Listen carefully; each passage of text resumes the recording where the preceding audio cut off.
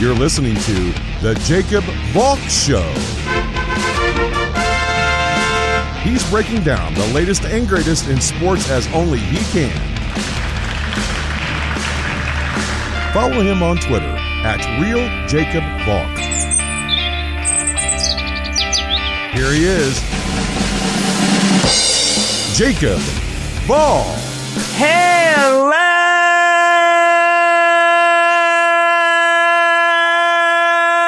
sports fans! Welcome to another edition of the Jacob Valk Show. I am Jacob Valk, and this is going to be a big show today. 4 huge stories to talk about. 2 not as huge, but still important stories. It's kind of funny. At 6 o'clock last night, I was thinking to myself, oh, there's no way this is going to be a big show. I'm going to have to put in some recurring segments, which I like doing, but I don't like doing as much as talking about sports news.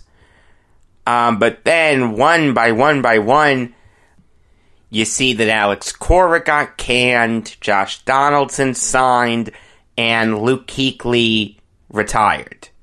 And then this morning, you saw the news that Gerard Gallant got fired. There's a lot to get to today, and I gotta start with Alex Cora. This was really expected. No one can say that they're shocked at this. It's the right decision, just based on what the Astros did. There's no chance that Alex Cora is going to get off scot-free here. So if you fire him now, you give yourself a little bit of a head start. God only knows when Manfred's going to issue his report on Cora and the Red Sox. So Chaim Bloom has a little bit of extra time to decide what he wants to do. I think his answer is right there on his staff. I think you hire Ron Reineke as interim manager. He was set to be their bench coach. He's the only guy on that staff with any managing experience in the bigs. So just put him in as the interim for this year, give him a chance to earn the full-time job, and I don't know who he wants as his bench coach, but if it's someone from his days with the Brewers or the Angels, go for it. Maybe he'll bring in Mike Scioscia as the bench coach. The one thing I will say about this is I really think that my way of disciplining Cora was better than, in essence, forcing the Red Sox to fire him now. I don't want to hear this mutually agreed to part ways nonsense. He was fired. All right, the Red Sox gave him a choice. We can either fire you or we can mutually agree to part ways. Your call. And he chose the latter because the latter sounds better. All right, that's it. That's all that happened there. So by firing him now, you've really screwed over the Red Sox. And the Red Sox have their own issues with sign stealing. I get that.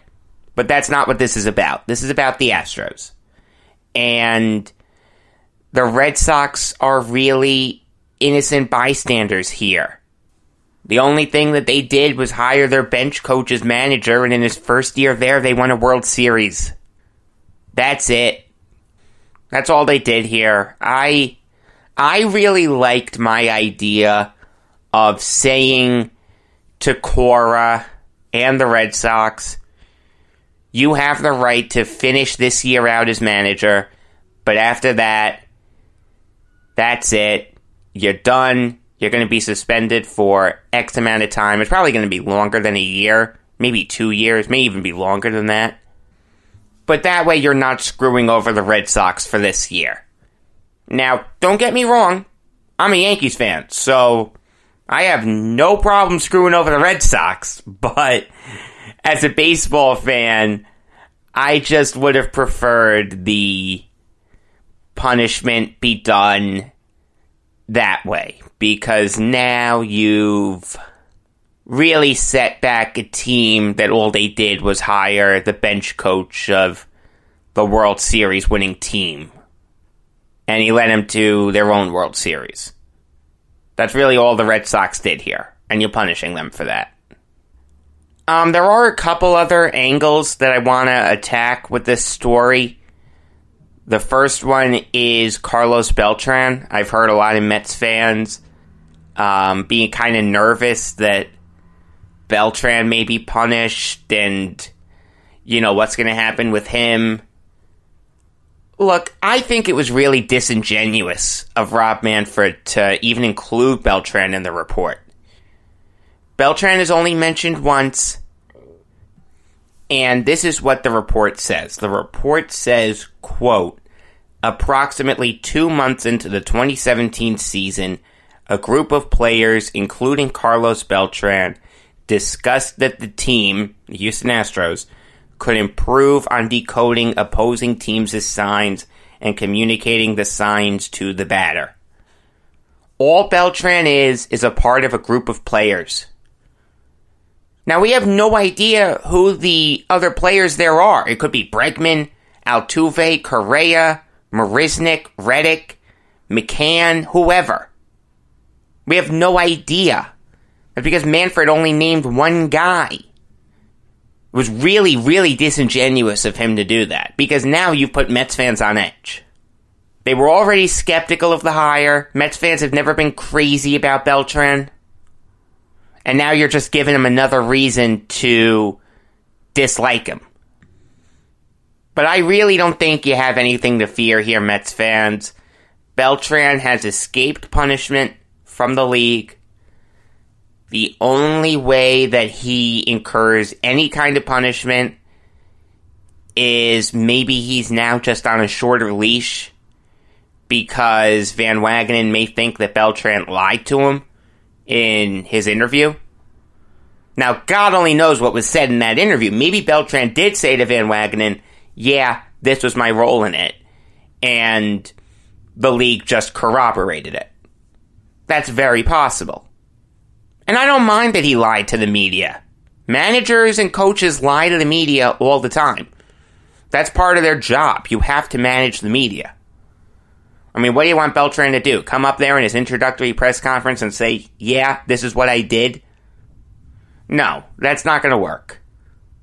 I honestly don't think that Mets fans have anything to fear here. The only thing you have to fear is that Carlos Beltran and Brodie Van Wagenen are in charge of your team. But that's an issue for another day. The second angle is that there may be lawsuits filed by fans of opposing teams. Now, I didn't really read these articles or these tweets. I just kind of skimmed them. You know, the games were unfair and the fans spent money to see a good, honest game and they didn't see that. I mean, oh gosh. All it takes is a little over $200 in a dream to sue, right? At least that's what my father says. Happy birthday, Dad, by the way. It's my father's birthday today. Figured I'd give him a shout out. There is absolutely no way that the lawsuits amount to anything. They are as frivolous can get. Look, I understand that the fans are upset. I'm a Yankees fan. You think I'm not upset? You think I'm not upset that there isn't a chance that history could have been rewritten? That the Yankees could have won their 41st pennant? And maybe beaten the Dodgers to win their 28th World Series? Of course I'm upset at it, but I realize that there's nothing I can do about it. It's done. It's over. It's in the past. Were the games on the level? No. Absolutely not. But you can't guarantee that the outcome would have been any different. That's the ultimate irony here. These guys are so talented. It's not like it was last year's Detroit Tigers that were doing this, where you had a bunch of players that should have been in AAA. They need all the help they can get. You look at the Astros. They have some of the best players in all of baseball. They didn't need this. I understand that you want every edge you can get, but, you know, quite honestly, if you're a guy like Bregman or Altuve or Correa, you've got to say, hey, wait a second here. We're really good players. You don't trust us to do this on our own? You need to bang the gong, get it on, bang the gong, do. Why don't you trust us to do it on our own? If you think we're that bad that we need help, then trade us and get players in that don't need help. The lawsuits aren't going to amount to anything. It's a waste of time. If you're honestly thinking about filing one, don't waste your time. Go help someone. Go serve at a soup kitchen. Go spend some time helping any kind of charity you want. Don't waste people's time with a frivolous lawsuit that isn't going to get you anything. Moving on now to the Twins locking up Josh Donaldson. Now, this is something that had been rumored for a while, that the Twins were really interested in him. And he's a perfect fit for how they built their team last year. A guy who hits a bunch of home runs and really doesn't do much else. He does hit for average. He has hit 300 in the past. And last year he did it 259. 379 on base. That's good. I like Josh Donaldson. I think that Josh Donaldson is a very good player, and I love the fit with him on the Twins. It just means that you're sliding Sano over to first, which is fine, because Sano isn't a good third baseman, and Marwin Gonzalez moves into a utility role, which is perfectly fine. My issue with this is that he's 34 years old. And the Twins signed him for 4 years at $92 million. That's the largest contract for a player 33 or older in MLB history, except when Kevin Brown signed his mammoth deal with the Dodgers. Now, granted, Kevin Brown had some good years with the Dodgers. Granted, that contract really screwed over baseball for a long time because every pitcher that was close to or better than Kevin Brown in terms of talent had to get paid more money than him. And that really started a domino effect with big free agent contracts for pitchers, but I digress. Last year, Donaldson stayed healthy. He played in 155 games, and he had a really, really good season. The year before that, he only played in 52 games. The year before that, 113. He's going to spend a lot of time on the IL, especially since he's going to be 34 on opening day.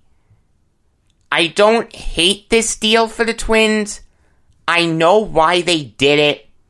They saw the White Sox getting better, and they want to try to keep their AL Central crown. But there's a lot of risk here. He's getting paid $23 million until he's 37. There's a lot of risk there. I don't hate the deal. I don't love it either. On a scale of 1 to 10, 1 being terrible, 10 being great, I'll give it a 6. Moving over now to Luke Kuechly retiring. Now, I have an acquaintance who's a Panthers fan. Haven't spoken to him in a long time. But if I know him, he's got to be dying right now. I I mean, look, if you're a Panthers fan, you can't begrudge Kuechly for doing this. At the end of the day, he has to do what's best for him. He doesn't have to do what's best for the fans. He has to take care of himself first, and then the fans. And this is a guy that has had concussion issues. In 2015, he missed 3 games. In 2016, he suffered one on national television. Ended his season right there at 10 games. And he missed a game in 2017 with, I don't think it was technically a concussion, but it was a head injury. I remember that. I don't begrudge Kuechly for doing this. He'll certainly have his number retired by the Panthers. You'll see 59 in the rafters. Is he a Hall of Famer? You can certainly make that argument. He's certainly the best middle linebacker of this era, especially after Patrick Willis retired, who also retired young. And this isn't an Andrew Luck situation where he retired in preseason and gave the team no chance to prepare. He's doing it in the offseason, and the team has a bunch of time to get their ducks in a row and decide what they want to do to help mitigate that loss. You're not going to replace him. You can't replace Luke Kuechly. You can only lessen the sting of his departure. But this is kind of interesting in respect to Matt Rule. Does Matt Rule take this job knowing that he now has no big players on defense? Yeah, his offense will be fine with McCaffrey and Moore, and once they find a competent quarterback, the offense will be fine, but that defense is going to be dreadful now. This changes everything for the Panthers. Brian Burns and Shaq Thompson are good. They're not great. They can certainly get there, but as of right now, they're not great. Yeah, Tepper's money helps, but if I'm Rule, I'm looking at that defense now and saying, we've got a lot of work to do. I'm without my superstar linebacker. I have no idea what the Panthers are going to do now. The one thing I can say is Matt Rule's job just got a lot harder. And if you're a Giants fan, you've got to be really upset at Kuechly for not doing this right after the season was over. Because it may have changed Rule's mind.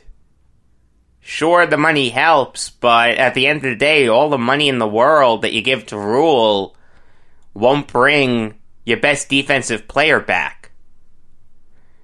And your second best player on the team behind only McCaffrey.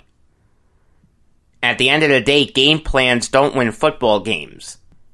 Talent wins football games. It's going to be very interesting to see how the chips fall in Carolina now. The last big story is the Golden Knights firing Gerard Gallant and replacing him with Peter DeBoer. I understand that the Golden Knights have been struggling recently. They're on a 4-game losing streak, and if the season ends today, they're out of the playoffs. But this guy, just 2 years ago, led an expansion team to the Stanley Cup Finals and won the Jack Adams Award. Yeah, they're going through a rough patch right now. You guys aren't used to this, Vegas fans. You know what? That's sports. What, every time you go through a losing streak, you're going to fire the coach? I feel sorry for DeBoer if that's the case. Because DeBoer's not a bad coach, but he's no better than Gallant. He's not better than Gallant at all. This guy's going to be out of a job for 2 seconds. I'm telling you, if you're an NHL team with just a marginal coach, fire your guy now. You've got your choice. Peter Laviolette, Gerard Gallant, hell, maybe Mike Babcock. Look, I understand that Vegas isn't playing as well as we all thought they would. But you gotta give him a chance to right the ship here. This guy's had 2 straight playoff years. We have no idea if they're even gonna miss the playoffs this year. There's nothing stopping them from going on a big winning streak. George McPhee has done a sensational job since taking over the Golden Knights. And the Islanders would be much better with him at the helm than Lamoriello, but that's a topic for another day. But this is probably his first really, really bad move. Look, I'm not saying that DeBoer won't get this team on a big win streak and they'll sneak into the playoffs, and then it's anybody's guess what happens. But Gallant can do that too. You replaced a really good coach with an inferior one. It's nothing against DeBoer. I don't think he's a terrible coach. I don't think he's a great coach either. This is a terrible, terrible decision. And whatever team hires Gallant next, and I guarantee you there will be another team that does, they're going to get themselves a very good coach. Moving on to a couple stories that aren't as big as the ones I just talked about, but they're still important to talk about. There's one baseball and one college basketball. The baseball story is the Matt Andriese trade. I'm not an Andriese fan. I just don't think he's a good pitcher. I've seen him a lot. Since I'm a Yankees fan, I've seen him face the Yankees. He's never impressed me. He was tried as a starter, but failed. Tried as a reliever. It hasn't gone great. And the guy who the Angels gave up, Jeremy Beasley, this guy profiles kind of similar to Andriese. I think Beasley will be much better than Andriese. He's got 2 good pitches, a fastball, and a splitter. He controls them okay. He's certainly not a finished product by any stretch. He's been used as a starter primarily. I think that's a disservice to him. I think his future is in the bullpen. But if you want to try to stretch him out into a sort of long relief Chad Green type guy, you can. I think Beasley's going to be a better player than Andriese. So, for that reason, I'm giving the Diamondbacks the edge. The college basketball story that I want to talk about is a preview of Seton Hall Butler, the only game tonight that features 2 ranked teams going at it. I'll start with Seton Hall. Their offense revolves entirely around Miles Powell. Now, when Sandro Mamukelashvili, say that 10 times fast, was playing, he lightened the load. But he's not going to play. He's still out with that wrist injury. The recovery is going well, supposedly, but in the meantime, Seton Hall has struggled. Now, they currently have a 6-game win streak. They started it off with a very impressive victory against Maryland. By the way, I've seen some rumors that Mark Turgeon is on the hot seat. Yeah, he's gotten off to a bad start in conference play. You know what? Mark Turgeon would be unemployed for 2 seconds. He's a really good coach. Maryland would be insanely foolish to get rid of him. But going back to Seton Hall, they're on a win streak. I get that, but they haven't looked as impressive.